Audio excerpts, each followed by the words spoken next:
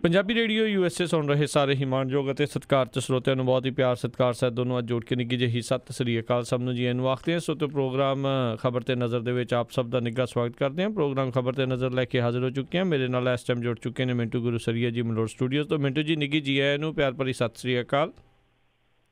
ਸ਼ੁਕਰੀਆ ਜੀ ਸਾਰਿਆਂ ਨੂੰ, ਸਤਿ ਸ਼੍ਰੀ ਅਕਾਲ। ਸਾਡੇ ਅੱਜ ਦੇ ਪ੍ਰੋਗਰਾਮ ਖਬਰ ਤੇ ਨਜ਼ਰ ਉਸ ਨੂੰ ਸਪਾਂਸਰ ਕਰਦੇ ਨੇ ਖਾਲਸਾ ਇੰਸ਼ੋਰੈਂਸ ਏਜੰਸੀ ਵਾਲੇ, ਜਿਨ੍ਹਾਂ ਦੇ ਕੋਲੋਂ ਤੁਸੀਂ ਹਰ ਇੱਕ ਤਰੀਕੇ ਦੀ ਇੰਸ਼ੋਰੈਂਸ ਕਰਵਾ ਸਕਦੇ ਹੋ। ਇੰਸ਼ੋਰੈਂਸ ਬਾਰੇ ਪਤਾ ਕਰਨ ਲਈ ਕਾਲ ਕਰੋ ਨੰਬਰ 408 272 2500 ਦੇ ਉੱਤੇ। ਇਸ ਦੇ ਨਾਲ ਕ੍ਰਿਸ਼ਨ ਧਨੋਤਾ ਯੂਬਾ ਸਿਟੀ ਤੋਂ, ਜਸਪਾਲ ਸਿੰਘ ਸੈਕਰਾਮੈਂਟੋ, ਜੱਸੀ ਗਿੱਲ ਪਲੰਬਿੰਗ ਵਾਲੇ Bakersfield, Gurmukh Singh Johal Bakersfield, Jagtar Singh Anandpuri Union City, GN tyre and lube ਵਾਲੇ, ਜਿਨ੍ਹਾਂ ਦੇ ਕੋਲੋਂ ਤੁਸੀਂ truck wash, oil change, air ਬ੍ਰੇਕਾਂ ਦਾ ਕੰਮ ਕਰਵਾ ਸਕਦੇ ਹੋ। ਨਵੇਂ ਪੁਰਾਣੇ ਟਾਇਰ ਵਾਜਿਬ ਕੀਮਤਾਂ 'ਤੇ ਖਰੀਦ ਸਕਦੇ ਹੋ।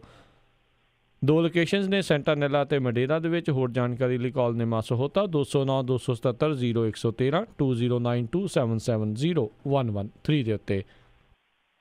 ਅਸੀਂ ਇਹਨਾਂ ਸਾਰਿਆਂ ਦਾ ਬਹੁਤ ਬਹੁਤ ਧੰਨਵਾਦ ਕਰਦੇ ਹਾਂ। ਜੇਕਰ ਤੁਸੀਂ ਜਾਂ ਕੋਈ ਹੋਰ ਕਾਰੋਬਾਰ ਇਸ ਪ੍ਰੋਗਰਾਮ ਨੂੰ ਸਪਾਂਸਰ ਕਰਨਾ ਚਾਹੁੰਦੇ ਹੋ, ਸੰਪਰਕ ਕਰੋ 408 722 7698 ਦੇ ਉੱਤੇ। ਮਿੰਟੂ ਜੀ, ਗੱਲਬਾਤ ਦਾ ਸਿਲਸਿਲਾ ਸ਼ੁਰੂ ਕਰਦੇ ਹਾਂ। ਕਸੌਲੀ ਕਾਂਡ ਬਾਰੇ ਸੁਪਰੀਮ ਕੋਰਟ 'ਚ ਪੇਸ਼ ਕੀਤੀ ਹਿਮਾਚਲ ਦੀ ਜਿਹੜੀ ਸਟੇਟਸ ਰਿਪੋਰਟ 'ਚ ਹੈਰਾਨ ਕਰਨ ਵਾਲਾ ਤੱਥ।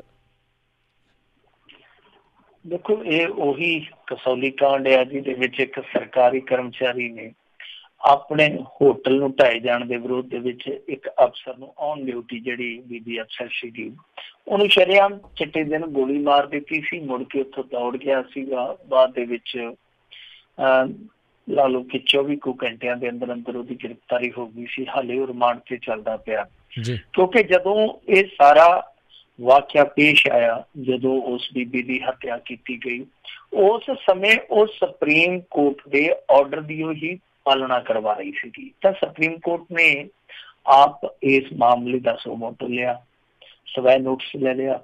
ਸੋ ਇਹ ਸੁਣਵਾਈ ਚੱਲਦੀ ਪਈ ਸੀ। ਉੱਥੇ ਜਾ ਕੇ ਹਿਮਾਚਲ ਪ੍ਰਦੇਸ਼ ਦੀ ਸਰਕਾਰ ਨੇ ਇੱਕ ਸਟੇਟਸ ਰਿਪੋਰਟ ਦਾਖਲ ਕੀਤੀ ਹੈ। ਸਟੇਟਸ ਰਿਪੋਰਟ ਦੇ ਵਿੱਚ ਹੈਰਾਨੀਜਨਕ ਗੱਲ ਇਹ ਆ ਕਿ ਇਹਨਾਂ ਨੇ ਸਾਰਾ ਬਿਲਾ ਜਿਹੜਾ ਉਹ ਇਸ ਬੀਬੀ ਦੇ ਸਿਰ ਤੇ ਪਾ ਦਿੱਤਾ। ਉਹ ਕਹਿੰਦੇ ਆ ਕਿ ਇਹ ਕਿਤੇ ਨਾ ਕਿਤੇ ਗਲਤੀ ਕਰਕੇ ਉੱਥੇ ਗਈ, ਸਪੌਟ ਤੇ ਗਈ, ਜਿਹਦੇ ਕਰਕੇ ਇਹ ਸਾਰਾ ਕੁਛ ਵਾਪਰਿਆ। ਸੋ ਇਹਨਾਂ ਨੇ ਸਟੇਟਸ ਰਿਪੋਰਟ ਦੇ ਵਿੱਚ ਕਿਹਾ ਕਿ ਦੇਖੋ, ਹਾਦਸੇ ਵਾਲੇ ਦਿਨ ਨਜਾਇਜ਼ ਉਸਾਰੀਆਂ ਢਾਉਣ ਦੀ ਮੁਹਿੰਮ ਸ਼ਾਂਤੀਪੂਰਵਕ ਚੱਲ ਰਹੀ ਸੀਗੀ, ਪਰ ਲੰਚ ਬ੍ਰੇਕ ਤੋਂ ਬਾਅਦ ਸ਼ਹਿਲ ਬਾਲਾ ਨਰੈਣੀ ਗੈਸਟ ਹਾਊਸ ਤੇ ਜੰਗਲਾਤ ਡਿਪਾਰਟਮੈਂਟ ਦੇ ਰੇਂਜ ਅਫਸਰ ਸ਼ੈਲਵਿੰਦਰ ਸਿੰਘ ਨਾਲ ਦਾਖਲ ਹੋਈ। ਉਸਨੇ ਟੀਮ ਦੇ ਮੁਖੀ ਨਾਇਬ ਤਹਿਸੀਲਦਾਰ ਨੂੰ ਬਿਨਾਂ ਦੱਸੇ ਕਦਮ ਚੁੱਕਿਆ। ਸੋ ਇਹ ਇੱਕ ਨਿਊਜ਼ ਪੋਰਟਲ ਦੇ ਹੱਥ ਥੋੜੇ ਜਿਹੇ ਛੋਟੇ ਜਿਹੇ ਅੰਸ਼ ਲੱਗੇ ਆ ਇਸ ਰਿਪੋਰਟ ਤੇ, ਤਾਂ ਜਿਨ੍ਹਾਂ ਨੇ ਛਾਇਆ ਕੀਤੀ ਹੈ ਰਿਪੋਰਟ ਕਿ ਇਹ ਸਟੇਟਸ ਰਿਪੋਰਟ ਸਿੱਧੇ ਤੌਰ ਤੇ ਸ਼ੈਲ ਬਾਲਾ ਨੂੰ ਹੀ ਆਪਣੀ ਉਹਦੀ ਹੱਤਿਆ ਜਿਹੜੀ ਹੋਈ ਆ ਉਹਦੇ ਜ਼ਿੰਮੇਵਾਰ ਠਹਿਰਾ ਰਹੇ ਆ। ਪਰ ਕਮਾਲ ਦੀ ਗੱਲ ਇਹ ਆ ਕਿ ਇੱਕ ਪਾਸੇ ਹਿਮਾਚਲ ਪ੍ਰਦੇਸ਼ ਨੇ ਉਹਨੂੰ ਪੁਰਸਕਾਰ ਵੀ ਦਿੱਤਾ, ਰਾਹਤ ਵੀ ਦਿੱਤੀ ਆ, ਇੱਕ ਪਾਸੇ ਸਨਮਾਨ ਵੀ ਦਿੱਤੇ ਜਾ ਰਹੇ ਆ ਕਿ ਉਹਨੇ ਆਪਣੀ ਡਿਊਟੀ ਅਦਾ ਕਰਦਿਆਂ ਇਸ ਤਰ੍ਹਾਂ ਆਪਣਾ ਆਪ ਵਾਰਿਆ। ਤੇ ਦੂਸਰੇ ਪਾਸੇ ਸਟੇਟਸ ਰਿਪੋਰਟ ਦੇ ਵਿੱਚ ਕਿਹਾ ਜਾ ਰਿਹਾ ਕਿ ਨਹੀਂ ਜੀ, ਉਹਦੀ ਗਲਤੀ ਸੀਗੀ। ਖੈਰ, ਹੁਣ ਉੱਥੇ ਜਿਹੜੀਆਂ ਰਿਪੋਰਟਾਂ ਜਾ ਕੇ ਕੀਤੀਆਂ ਜਾ ਰਹੀਆਂ ਨੇ ਪੱਤਰਕਾਰ ਭਾਈਚਾਰੇ ਵੱਲੋਂ, ਪੱਤਰਕਾਰ ਜਿਹੜੇ ਗਰਾਊਂਡ ਜ਼ੀਰੋ ਤੇ ਜਾ ਰਹੇ ਆ, ਉਹਨਾਂ ਨੇ ਕਿਸੇ ਨੇ ਵੀ ਇਹੋ ਜਿਹੇ ਤੱਥ ਨੂੰ ਹਾਲੇ ਤੱਕ ਖੰਗਾਲਿਆ ਨਹੀਂ, ਜਾਂ ਤੇ ਉਹਨਾਂ ਤੋਂ ਛੁਪਿਆ ਰਹਿ ਗਿਆ, ਲੁਕਿਆ ਰਹਿ ਗਿਆ। ਪਰ ਹਿਮਾਚਲ ਪ੍ਰਦੇਸ਼ ਸਰਕਾਰ ਨੇ ਜਿਹੜੀ ਸਟੇਟਸ ਰਿਪੋਰਟ ਦਾਖਲ ਕੀਤੀ ਆ, ਇਹ ਸਟੇਟਸ ਰਿਪੋਰਟ ਉਹਦੇ ਆਪਣੇ ਹੀ ਸਟੇਟਸ ਤੇ ਸਵਾਲ ਖੜੇ ਕਰਦੀ ਹੈ ਕਿ ਇੱਕ ਤੇ ਦੇਖੋ ਇਹ ਸਾਰਾ ਕੁਛ ਵਾਪਰਿਆ, ਫਿਰ ਦੂਸਰਾ ਕਤਲ ਕਰਕੇ ਪੁਲਿਸ ਪਾਰਟੀ ਦੇ ਕੋਲੋਂ ਇੰਨੀ ਵੱਡੀ ਅਫਸਰਸ਼ਾਹੀ ਦੀ ਜਿਹੜੀ ਉੱਥੇ ਕਤਾਰ ਖੜੀ ਸੀਗੀ ਉਹਦੇ ਕੋਲੋਂ ਉਹ ਬੰਦਾ ਭੱਜ ਗਿਆ। ਫਿਰ ਰਾਤ ਨੂੰ ਆਪਣੇ ਘਰ ਵਾਪਸ ਆਉਂਦਾ, ਫਿਰ ਉੱਥੇ ਪਿਸਤੌਲ ਨੇੜੇ ਨੱਪ ਕੇ ਤੇ ਨਿਕਲਦਾ ਸਾਰਾ ਕੁਛ ਆਪਣੇ ਘਰੋਂ ਲੈ ਕੇ, ਡੈਬਿਟ ਕਾਰਡ ਵਗੈਰਾ। ਸੋ ਪੁਲਿਸ ਜਿਹੜੀ ਸੁੱਤੀ ਰਹਿੰਦੀ ਆ। ਉਸ ਤੋਂ ਬਾਅਦ ਹੁਣ ਇਹਨਾਂ ਨੇ ਜਿਹੜੀ ਸਟੇਟਸ ਰਿਪੋਰਟ ਦਾਖਲ ਕੀਤੀ ਹੈ, ਉਹਦੇ ਵਿੱਚ ਵੀ ਇੱਕ ਪਾਸੇ ਜਿਹੜੀ ਬੀਬੀ ਨੂੰ ਇਹ ਕਹਿੰਦੇ ਆ ਕਿ ਉਹਨੇ ਬਹਾਦਰੀ ਦਾ ਕੰਮ ਕੀਤਾ, ਬੜੇ ਮਾਣ ਵਾਲੀ ਗੱਲ ਹੈ, ਫਖਰ ਵਾਲੀ ਗੱਲ ਹੈ, ਤੇ ਦੂਸਰੇ ਪਾਸੇ ਕੋਰਟ ਨੂੰ ਜਾ ਕੇ ਕਹਿੰਦੇ ਆ ਕਿ ਕਿਤੇ ਨਾ ਕਿਤੇ ਉਹਨੇ ਗਲਤੀ ਕੀਤੀ ਆ, ਜਿਹਦਾ ਖਮਿਆਜ਼ਾ ਉਹਨੂੰ ਭੁਗਤਣਾ ਪਿਆ। ਜੀ ਜੀ, ਅਗਲੀ ਗੱਲ ਕਰਦੇ, ਕਹਿੰਦੇ BJP ਦਾ ਇੱਕ ਸ਼ਹੀਦ ਜਿੰਦਾ ਲੱਭਿਆ। ਚਲੋ, ਇਹਨਾਂ ਨੂੰ ਕੁਛ ਨਾ ਕੁਛ ਲੱਭਿਆ ਤੇ ਹੈ। ਵੈਸੇ ਇਹਨਾਂ ਨੇ ਜਿਨਾਹ ਨੂੰ ਵੀ ਲੱਭ ਲਿਆ, ਬਹੁਤ ਲੰਬੇ ਸਮੇਂ ਬਾਅਦ ਕਬਰਾਂ ਚੋਂ ਜਿਨਾਹ ਨੂੰ ਉਠਾ ਲਿਆ। ਹੁਣ ਜਿਨਾਹ ਦੇ ਕਨੇੜੇ ਚੜੇ ਆ ਕਿ ਸਾਨੂੰ ਪਾਰ ਲਾ ਦੇ। ਸੋ ਉਹਦੀ ਫੋਟੋ ਤੇ ਰੱਜ ਕੇ ਬਵਾਲ ਹੁੰਦਾ ਪਿਆ ਅਲੀਗੜ੍ਹ ਮੁਸਲਿਮ ਯੂਨੀਵਰਸਿਟੀ ਦੇ ਵਿੱਚ, ਕਿਉਂਕਿ ਉਹਦੀ ਤਸਵੀਰ ਲੱਗੀ ਹੈ, ਕਹਿੰਦੀ ਹੈ ਕਿ ਤਸਵੀਰ ਲਵਾਉਣੀ ਆ। ਸੋ ਇਹ ਤਸਵੀਰ ਦੇ ਬਹਾਨੇ ਆਪਣੀ ਤਕਦੀਰ ਕੱਢਦੇ ਪਏ ਉੱਥੇ ਵੀ। ਖੈਰ ਇੱਥੇ ਜਿਹੜਾ ਇਹ ਮਾਮਲਾ ਵਾਪਰਿਆ ਕਰਨਾਟਕ ਦੇ ਵਿੱਚ ਆ, ਕਿਉਂਕਿ ਨਰਿੰਦਰ ਮੋਦੀ ਨੇ ਵੀ ਇੱਕਾ ਦੁੱਕਾ ਭਾਸ਼ਣਾਂ 'ਚ ਜ਼ਿਕਰ ਕੀਤਾ ਸੀਗਾ ਕਿ ਸਾਡੇ 2 ਦਰਜਨ ਦੇ ਕਰੀਬ ਕਾਰਕੁਨ ਮਾਰ ਦਿੱਤੇ ਗਏ ਆ, ਜਾਂ ਕਹਿ ਲਈਏ ਕਿ ਸ਼ਹੀਦ ਕਰ ਦਿੱਤੇ ਗਏ, ਆਪਣੀ ਵਰਡਿੰਗ ਹੈ ਉਹਨਾਂ ਦੀ। ਇਹ ਕਹਿੰਦੇ ਆ ਜੀ ਕਿ ਜਹਾਦੀਆਂ ਨੇ ਸਾਡੇ ਬੰਦਿਆਂ ਨੂੰ ਇੱਥੇ ਬੜੇ ਵੱਡੇ ਪੱਧਰ ਤੇ ਕਰਨਾਟਕ ਦੇ ਵਿੱਚ ਕਤਲ ਕੀਤਾ। ਕਹਿਣ ਦਾ ਭਾਵ ਹੈ ਕਿ ਕਾਂਗਰਸ ਦੀ ਸਰਕਾਰ 'ਚ ਜਹਾਦੀਆਂ ਦਾ ਇੰਨਾ ਵੱਡਾ ਸਾਡੇ ਤੇ ਜ਼ੁਲਮ ਚੱਲਿਆ ਕਿ ਸਾਡੇ 24 ਕਾਰਕੁਨ ਹੈ ਜਿਹੜੇ ਸ਼ਹੀਦ ਕੀਤੇ ਗਏ। ਤੇ ਇਹਨਾਂ ਦੇ ਇੱਕ ਨੇਤਾ ਨੇ ਇਹ ਸਾਰੀ ਲਿਸਟ ਜਿਹੜੀ ਆ ਉਹ ਪ੍ਰਧਾਨ ਮੰਤਰੀ ਨੂੰ ਸੌਂਪੀ ਸੀ ਥੋੜੇ ਦਿਨ ਪਹਿਲਾਂ। ਸੋ ਉਸ ਨੇਤਾ ਜਿਨ੍ਹਾਂ ਦਾ ਨਾਂ ਸ਼ੋਭਾ ਕਰੰਦਲਾਜੇ ਆ, ਸੋ ਉਹਨਾਂ ਨੇ ਜਿਹੜੀ ਲਿਸਟ ਸੌਂਪੀ ਸੀ ਉਹਦੇ ਵਿੱਚ ਜਿਹਦਾ ਪਹਿਲਾ ਨਾਮ ਸੀਗਾ ਉਹ ਸੱਜਣ ਜਿਉਂਦਾ ਲੱਭ ਲਿਆ ਮੀਡੀਆ ਨੇ। ਉਹਦਾ ਨਾਮ ਸੀਗਾ ਅਸ਼ੋਕ ਪੁਜਾਰੀ। ਜਿਹੜਾ ਪਹਿਲਾ ਨੰਬਰ ਸੀਗਾ ਕਿ ਇਹ ਸ਼ਹੀਦ ਆ, ਸਾਡਾ ਸਿਰੇ ਦਾ ਸ਼ਹੀਦ ਆ, ਪਹਿਲੇ ਨੰਬਰ ਦਾ ਸ਼ਹੀਦ ਆ, ਉਹਦੇ ਪਿੰਡ ਦੇ ਵਿੱਚੋਂ ਜਾ ਕੇ NDTV ਨੇ ਉਹਦੇ ਨਾਲ ਮੁਲਾਕਾਤ ਕੀਤੀ ਆ। ਤੇ ਉਹ ਆਪ ਦੱਸਦਾ, ਕਹਿੰਦਾ ਜੀ ਕਿ ਦੇਖੋ ਹਮਲਾ ਤੇ ਹੋਇਆ ਸੀਗਾ 2015 ਦੇ ਵਿੱਚ, 6 ਜਣਿਆਂ ਨੇ ਹਮਲਾ ਕੀਤਾ ਸੀ, ਬਾਈਕ ਤੇ ਸਵਾਰ ਸਨ। ਫਿਰ ਮੈਂ ICU 'ਚ ਵੀ ਰਿਹਾ, ਪਰ ਉਦੋਂ ਬਾਅਦ ਸਭ ਕੁਛ ਠੀਕ ਠਾਕ ਹੋ ਗਿਆ, ਭਗਵਾਨ ਦਾ ਸ਼ੁਕਰ ਆ। ਉਹ ਕਹਿੰਦਾ ਕਿ ਸ਼ੋਭਾ ਕਰੰਦਲਾਜੇ ਦਾ ਫੋਨ ਆਇਆ ਸੀਗਾ, ਉਹਨੇ ਖਿਮਾ ਯਾਚਨਾ ਕੀਤੀ ਹੈ ਕਿ ਗਲਤੀ ਨਾਲ ਤੇਰਾ ਵੀ ਨਾਂ ਪੈ ਗਿਆ। ਪਰ ਇਹ ਹੁਣ ਗਲਤੀ ਨਾਲ ਨਾਂ ਪਿਆ ਜਾਂ ਸ਼ਹੀਦ ਹੈ ਜਿਹੜਾ ਉਹ ਹੀ ਝੂਠਾ ਸੀਗਾ, ਇਹ ਤੇ ਪਤਾ ਨਹੀਂ। ਕਿਉਂਕਿ ਅੱਜ ਕੱਲ੍ਹ ਇਹਨਾਂ ਕੋਲੋਂ ਗਲਤੀਆਂ ਹੋ ਵੀ ਬਹੁਤ ਰਹੀਆਂ। ਇਹਨਾਂ ਦੀ ਜਿਹੜੀ ਉੱਥੇ ਸਰਕਾਰ ਚੱਲਦੀ ਪਈ ਬਿਹਾਰ ਦੇ ਵਿੱਚ, ਪਰਸੋਂ ਇੱਕ ਉੱਥੇ ਬਿਹਾਰ ਦੇ ਅੰਦਰ ਬੱਸ ਸੜ ਗਈ, ਬੱਸ ਮੱਚ ਗਈ, ਤੇ ਇਹਨਾਂ ਦਾ ਇੱਕ ਮੰਤਰੀ ਕਹਿੰਦਾ ਜੀ 27 ਜਣੇ ਮਰ ਗਏ ਆ। ਬਾਅਦ ਦੇ ਵਿੱਚ ਨਿਤੀਸ਼ ਕੁਮਾਰ ਨੇ ਉਹਨਾਂ ਲਈ ਮੁਆਵਜ਼ਾ ਵੀ ਐਲਾਨ ਕਰ ਦਿੱਤਾ, ਤੇ ਬਾਅਦ 'ਚ ਪਤਾ ਲੱਗਿਆ ਕਿ ਬੱਸ ਦੇ ਵਿੱਚ ਤੇ ਕੋਈ ਜਾਨੀ ਨੁਕਸਾਨ ਹੋਇਆ ਹੀ। ਦੱਸੋ, ਗਲਤੀਆਂ ਬਹੁਤ ਕਰਦੇ ਪਏ ਆ। ਬਿਹਾਰ ਤੋਂ ਹੀ ਅੱਜ ਇੱਕ ਹੋਰ ਤਸਵੀਰ ਇੱਥੇ ਬੜੀ ਵਿਵਾਦਤ ਬਣ ਗਈ ਆ। ਸਵੱਛਤਾ ਦੇ ਨਾਲ ਇੱਕ ਜੁੜਿਆ ਪੰਫਲੇਟ ਇਹਨਾਂ ਨੇ ਛਪਾਇਆ ਸੀ, ਉਹਦੇ ਤੇ ਇਹਨਾਂ ਨੇ ਪਾਕਿਸਤਾਨੀ ਇੱਕ ਲੜਕੀ ਦੀ ਤਸਵੀਰ ਛਾਪ ਦਿੱਤੀ। ਸੋ ਉਹਦੇ ਤੇ ਵੀ ਬਵਾਲ ਬਹੁਤ ਜ਼ਿਆਦਾ ਹੁੰਦਾ ਪਿਆ। ਸੋ ਇਸ ਤਰ੍ਹਾਂ ਦੀਆਂ ਗਲਤੀਆਂ ਤੇ ਕਰਦੇ ਪਏ ਆ। ਪਰ ਸ਼ਹੀਦਾਂ ਦੀ ਕਤਾਰ ਦੇ ਵਿੱਚੋਂ ਜਿਹੜਾ ਜਿੰਦਾ ਸ਼ਹੀਦ ਇਹਨਾਂ ਦਾ ਲੱਭਿਆ ਉਹ ਕਾਫੀ ਚਰਚਾ ਬਟੋਰਦਾ ਪਿਆ। ਜੀ ਜੀ, ਅਗਲੀ ਆਪਾਂ ਮਿੰਟੂ ਜੀ ਗੱਲ ਕਰਦੇ ਹਾਂ। ਖੱਟਾ ਸਿੰਘ ਨੇ CBI ਕੋਰਟ ਵਿੱਚ ਉਧੇੜੇ ਰਾਮ ਰਹੀਮ ਦੇ ਪਾਜ। ਦੇਖੋ, ਇਹ ਗਏ ਸਨ ਸੁਪਰੀਮ ਕੋਰਟ ਤੱਕ ਡੇਰੇ ਵਾਲੇ, ਕਿਉਂਕਿ ਹਾਈ ਕੋਰਟ ਨੇ ਆਗਿਆ ਦੇ ਦਿੱਤੀ ਸੀਗੀ ਕਿ ਖੱਟਾ ਸਿੰਘ ਜੀ ਤੁਸੀਂ ਮੂੰਹ ਮਿੱਠਾ ਕਰੋ ਖੁਸ਼ੀ ਦੇ ਵਿੱਚ, ਕਿਉਂਕਿ ਤੁਹਾਨੂੰ ਅਸੀਂ ਹੁਕਮ ਦਿੰਦੇ ਹਾਂ ਕਿ ਤੁਸੀਂ ਜਾ ਕੇ CBI ਅਦਾਲਤ ਦੇ ਵਿੱਚ ਗਵਾਹੀ ਦੇ ਸਕਦੇ ਹੋ। ਤਾਂ ਇਸ ਫੈਸਲੇ ਨੂੰ ਚੈਲੰਜ ਕੀਤਾ ਗਿਆ ਸੀ ਘੱਟੋ ਘੱਟ ਸੁਪਰੀਮ ਕੋਰਟ ਦੇ ਵਿੱਚ। ਸੁਪਰੀਮ ਕੋਰਟ ਨੇ ਇਹਨਾਂ ਦੀ ਅਪੀਲ ਨਕਾਰ ਦਿੱਤੀ, ਉਸ ਅਪੀਲ ਨੂੰ ਰੱਦ ਕਰ ਦਿੱਤਾ, ਯਾਨੀ ਮੋਹਰ ਲਾ ਦਿੱਤੀ ਇਸ ਗੱਲ ਤੇ ਕਿ ਖੱਟਾ ਸਿੰਘ ਗਵਾਹੀ ਦੇਊਗਾ।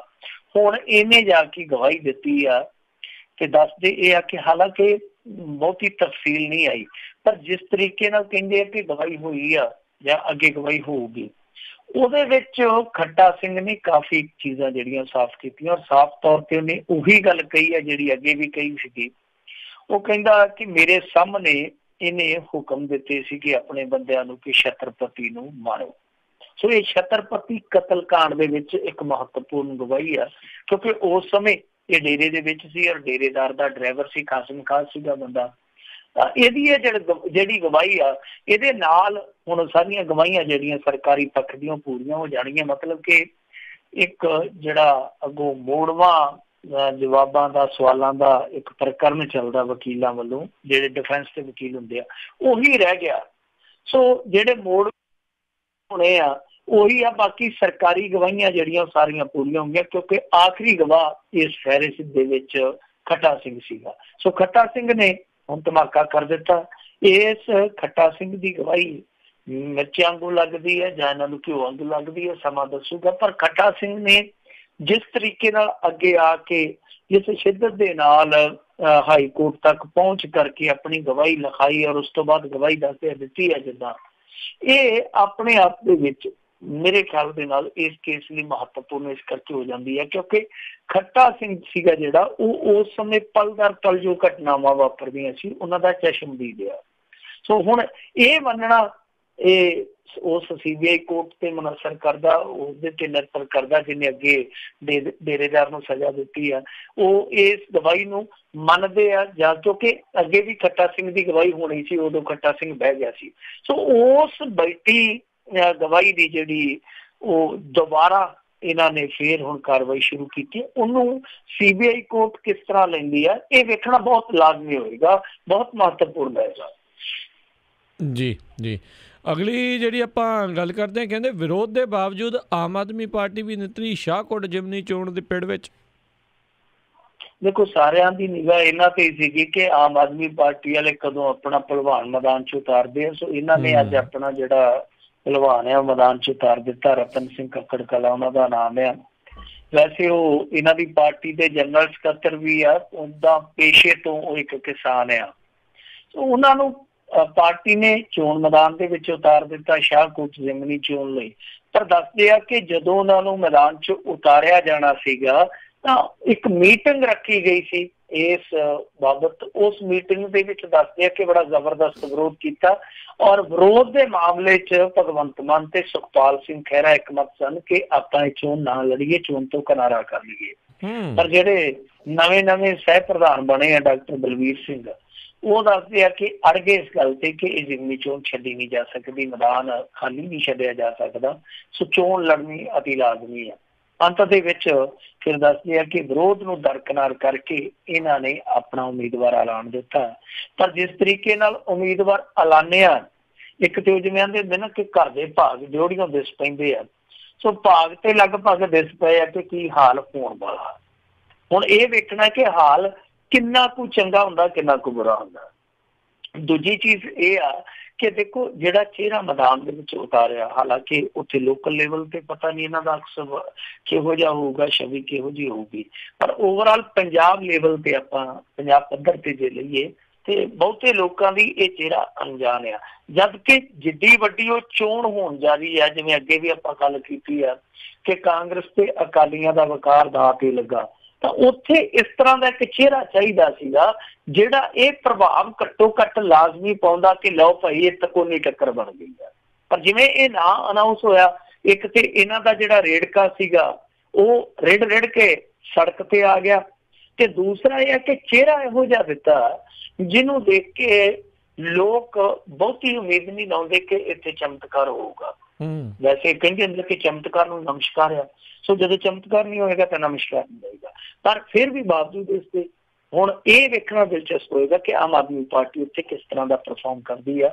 ਸੋ ਕੁੱਲ ਮਿਲਾ ਕੇ ਹੁਣ ਮੈਦਾਨ ਜਿਹੜਾ ਉਹ ਬਿਲਕੁਲ ਸਾਫ਼ ਹੋ ਚੁੱਕਿਆ, ਖੁੱਲ ਚੁੱਕਿਆ ਕਿ ਕੌਣ ਉੱਥੇ ਜ਼ੋਰ ਅਜਮਾਈ ਕਰੂਗਾ, ਕਿਸਮਤ ਅਜਮਾਈ ਕਰੂਗਾ। ਉਹਦੇ ਵਿੱਚ ਰਤਨ ਸਿੰਘ ਕੱਕੜ ਕਲਾਂ ਦਾ ਨਾਮ ਜਿਹੜਾ ਉਹ ਨਵਾਂ ਜੁੜਿਆ।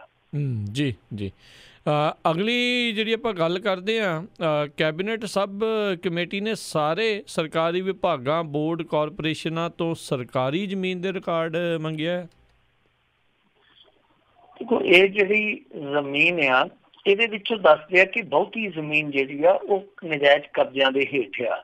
ਵੈਸੇ ਇੱਕ ਕਮਿਸ਼ਨ ਵੀ ਬਣ ਚੁੱਕਾ, ਉਹਦੀ ਰਿਪੋਰਟ ਵੀ ਹਾਈ ਕੋਰਟ 'ਚ ਗਈ ਸੀਗੀ।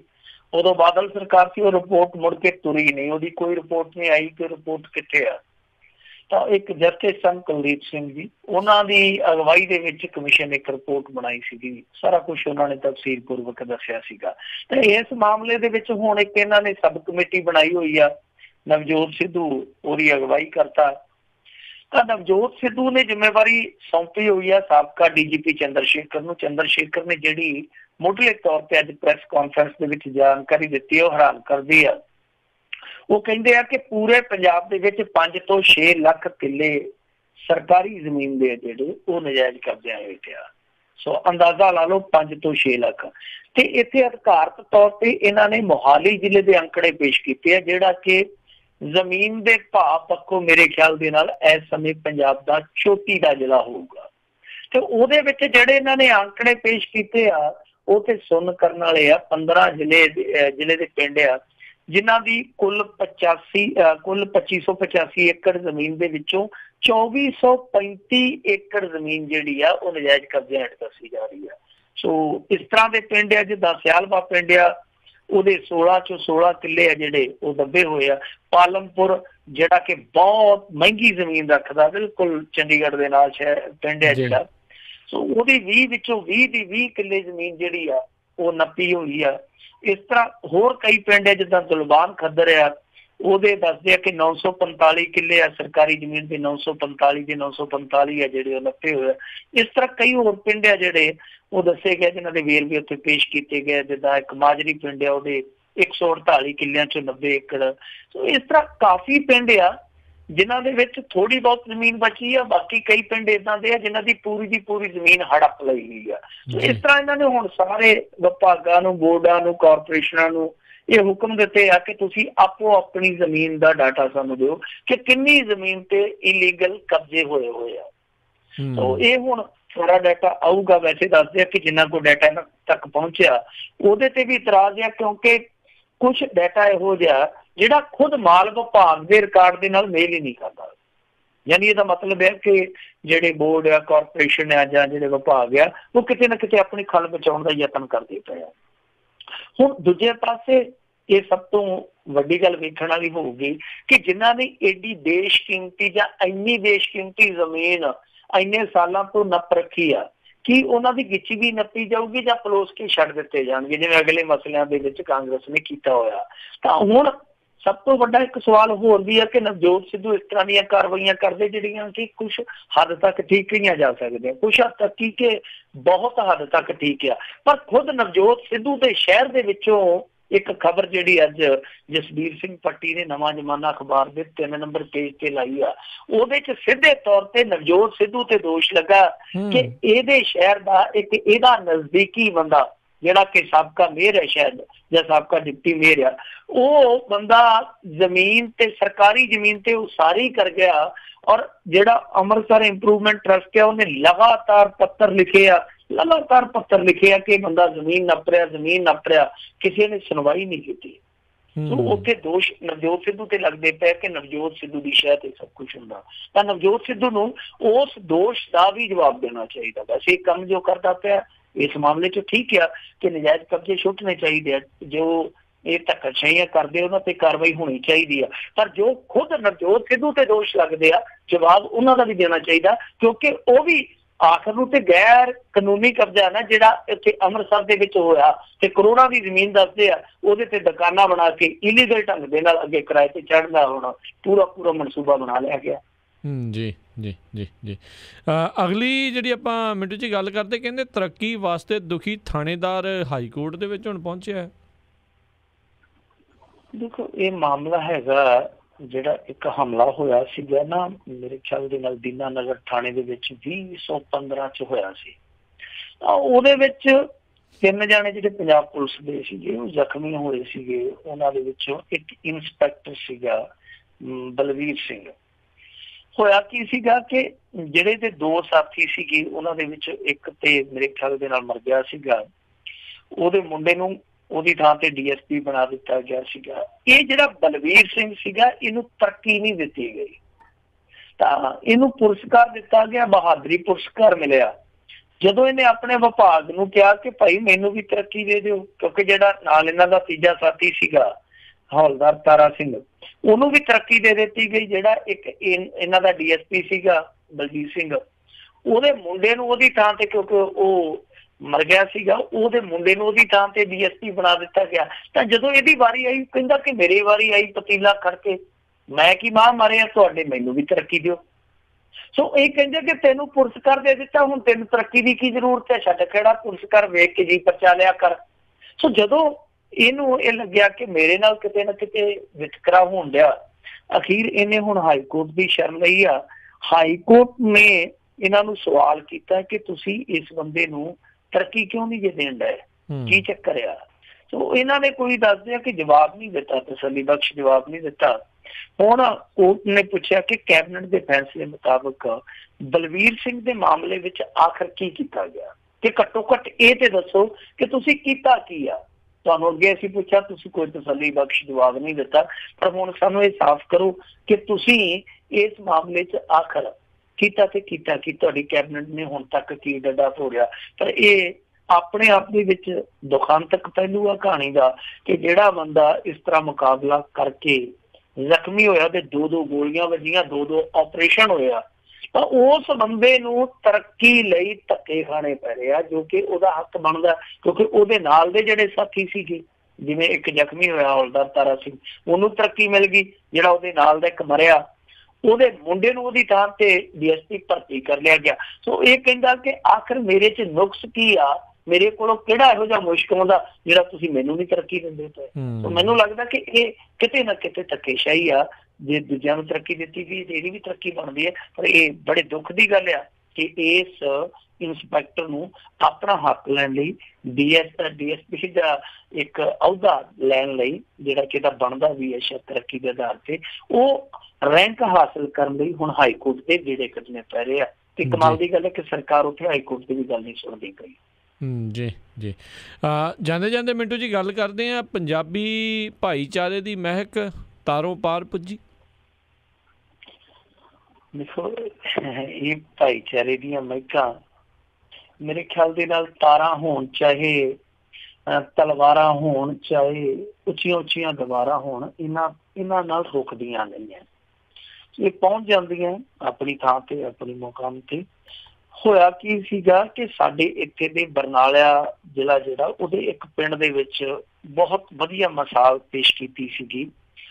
ਮਿਸਾਲ ਇਹ ਪੇਸ਼ ਕੀਤੀ ਸੀਗੀ ਕਿ ਇਹਦੇ ਵਿੱਚ ਜ਼ਮੀਨ ਦਾਨ ਕੀਤੀ ਸੀਗੀ ਹਿੰਦੂਆਂ ਨੇ, ਸਿੱਖਾਂ ਨੇ ਆਰਥਿਕ ਮਦਦ ਕੀਤੀ, ਹਾਰਦਿਕ ਇਹਦਾ ਸਵਾਗਤ ਕੀਤਾ ਜੋ ਇਹਨਾਂ ਨੇ ਕੰਮ ਕੀਤਾ ਹਿੰਦੂ ਭਾਈਚਾਰੇ ਵਾਲਿਆਂ ਨੇ। ਤਾਂ ਫਿਰ ਮੁਸਲਮਾਨਾਂ ਲਈ ਉੱਥੇ ਮਸਜਿਦ ਦਾ ਨਿਰਮਾਣ ਕੀਤਾ ਗਿਆ ਸੀਗਾ। ਤਾਂ ਜਦੋਂ ਇਹ ਖਬਰ ਦੱਸਦੀ ਹੈ ਕਿ ਪਾਕਿਸਤਾਨ 'ਚ ਪਹੁੰਚੀ, ਤਾਂ ਉੱਥੋਂ ਦੀ ਇੱਕ ਕੁੜੀ ਨੇ ਬਕਾਇਦਾ ਇੱਕ ਲੈਟਰ ਲਿਖਿਆ, ਪ੍ਰਸ਼ੰਸਾ ਪੱਤਰ ਲਿਖਿਆ ਇਸ ਪਿੰਡ ਨੂੰ, ਔਰ ਇਸ ਪਿੰਡ ਦੇ ਵਾਸੀਆਂ ਨੂੰ ਵਧਾਈ ਦਿੱਤੀ ਆ ਕਿ ਜਦੋਂ 4 ਚੁਫੇਰੇ ਨਫ਼ਰਤ ਦੀ ਹਨੇਰੀ ਝੁੱਲੀ ਹੋਈ ਆ, ਜਦੋਂ ਦੋਵੇਂ ਪਾਸੇ ਤੋਂ ਇੰਨੀ ਕੁੜੱਤਣ ਆ ਕਿ ਕੋਈ ਅਮਨ ਦੀ ਪਿਆਰ ਦੀ ਗੱਲ ਕਰਕੇ ਹੀ ਰਾਜੀ ਨਹੀਂ। ਤਾਂ ਉਸ ਦੌਰ ਦੇ ਵਿੱਚ ਪੰਜਾਬ ਦੇ ਅੰਦਰੋਂ ਇਹੋ ਜਿਹੀ ਮਿਸਾਲ ਜਿਹੜੀ ਸਾਨੂੰ ਵੇਖਣ ਨੂੰ ਮਿਲੀ ਆ, ਅਸੀਂ ਮਸ਼ਕੂਰ ਹਾਂ ਤੁਹਾਡੇ, ਅਸੀਂ ਧੰਨਵਾਦੀ ਹਾਂ ਤੁਹਾਡੇ ਕਿ ਤੁਸੀਂ ਆਪਣੇ ਭਾਈਚਾਰੇ ਨੂੰ ਇੰਨਾ ਮਜ਼ਬੂਤ ਕੀਤਾ ਕਿ ਦੂਸਰੇ ਧਰਮ ਵਾਲਿਆਂ ਨੂੰ ਆਪਣੀ ਅਕਾਦਤ ਦੇ ਮੁਤਾਬਕ ਉਹਨਾਂ ਦੀ ਜੋ ਵੀ ਪੂਜਾ ਰਸਮ ਹੁੰਦੀ ਆ, ਉਹਦੇ ਲਈ ਉਹਨਾਂ ਦਾ ਇੱਕ ਧਾਰਮਿਕ ਅਸਥਾਨ ਬਣਾਉਣ ਦਾ ਤੁਸੀਂ ਉਪਰਾਲਾ ਕੀਤਾ। ਸੋ ਉਹ ਲੈਟਰ ਹੈ ਜਿਹੜਾ ਪਹੁੰਚਿਆ, ਤਾਂ ਮੇਰੇ ਖਿਆਲ ਦੇ ਨਾਲ ਮਾਣ ਵਾਲੀ ਗੱਲ ਆ। ਮਾਣ ਵਾਲੀ ਗੱਲ ਨਹੀਂ, ਸਬਕ ਲੈਣ ਵਾਲੀ ਵੀ ਗੱਲ ਸਾਬਤ ਹੋ ਸਕਦੀ ਆ ਕਿ ਸਬਕ ਲੈਣਾ ਚਾਹੀਦਾ ਕਿ ਇਹੋ ਜਿਹੀਆਂ ਚੀਜ਼ਾਂ ਜਿਹੜੀਆਂ ਨੇ ਉਹ ਹਾਲੇ ਵੀ ਸਾਡੇ ਇੱਥੇ ਵਾਪਰਦੀਆਂ। ਤਾਂ ਉਹ ਜਦੋਂ ਚੀਜ਼ਾਂ ਵਾਪਰਦੀਆਂ ਪਈਆਂ, ਇਹਦਾ ਮਤਲਬ ਹੈ ਕਿ ਸਮਾਜ ਦੇ ਵਿੱਚ ਹਾਲੇ ਵੀ ਜਿਹੜਾ ਪਿਆਰ, ਮੇਲੋ ਇਤਫਾਕ ਹੈ, ਉਹ ਖਤਮ ਨਹੀਂ ਹੋਇਆ। ਸਮਾਜ ਜਿਹੜਾ ਹੇਠਲੇ ਪੱਧਰ ਦਾ ਸਮਾਜ ਹੈ, ਜਿਹਨੂੰ ਅਸੀਂ ਆਵਾਮ ਕਹਿੰਦੇ ਹਾਂ, ਪਬਲਿਕ ਕਹਿੰਦੇ ਹਾਂ, ਉਹਦੇ ਦਿਲ ਦੀ ਆਵਾਜ਼ ਸ਼ਾਇਦ ਇਹੋ ਹੀ ਆ ਕਿ ਇੱਟ ਕੋਈ ਫੜਾਵੇ ਔਰ ਗਾਰਾ ਕੋਈ ਲਿਆਵੇ, ਮੰਦਰ ਮਸਜਿਦ ਜੋ ਕੁਛ ਵੀ ਗੁਰਦੁਆਰਾ, ਉਹਦਾ ਨਿਰਮਾਣ ਕਰਨ ਤੋਂ ਬਾਅਦ ਆਪ ਦੀ ਅਕਾਦਤ ਦੇ ਮੁਤਾਬਕ ਉੱਥੇ ਪੂਜਾ ਕੋਈ ਹੋਰ ਕਰੇ, ਕੋਈ ਚੱਕਰ ਨਹੀਂ ਹੈ। ਸੋ ਰਲ ਮਿਲ ਕੇ ਸਾਰੇ ਉੱਥੇ ਜਾਣ, ਖੁਸ਼ੀ ਗਮੀ ਦੇ ਵਿੱਚ ਇਕੱਠੇ ਹੋਣ, ਇਕੱਤਰ ਹੋਣ। ਪਬਲਿਕ ਦੀ ਆਵਾਜ਼ ਇਹੋ ਹੀ ਆ। ਪਰ ਅਫਸੋਸ ਦੀ ਗੱਲ ਹੈ ਕਿ ਜਿਹੜਾ ਹਾਕਮ ਆ, ਚਾਹੇ ਉਹ ਇੱਧਰਲਾ ਚਾਹੇ ਉੱਧਰਲਾ, ਉਹਨੂੰ ਇਹ ਆਵਾਜ਼ ਸੁਣਾਈ ਨਹੀਂ ਦਿੰਦੀ।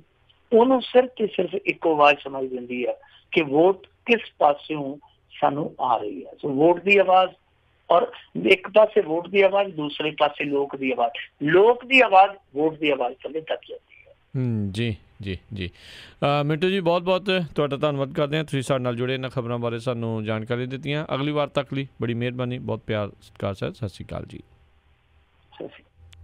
ਦੱਸੋ ਤੇ ਇੱਥੇ ਸਾਡਾ ਅੱਜ ਦਾ ਪ੍ਰੋਗਰਾਮ ਸਮਾਪਤ ਹੈ। ਮਿਲਾਂਗੇ ਅਗਲੀ ਵਾਰ, ਉਦੋਂ ਤੱਕ ਲਈ ਮੇਰੇ ਵੱਲੋਂ ਵੀ ਤੁਹਾਨੂੰ ਸਾਰਿਆਂ ਨੂੰ ਬਹੁਤ ਪਿਆਰ ਸਤਿਕਾਰ ਸਨ। ਜੀ ਸਤਿ ਸ਼੍ਰੀ ਅਕਾਲ, ਜਿਉਂਦੇ ਵਾਸਤੇ ਰਹੋ, ਹੱਸਦੇ ਖੇਲਦੇ ਰਹੋ, ਸੁਣਦੇ ਰਹੋ ਪੰਜਾਬੀ ਰੇਡੀਓ USA।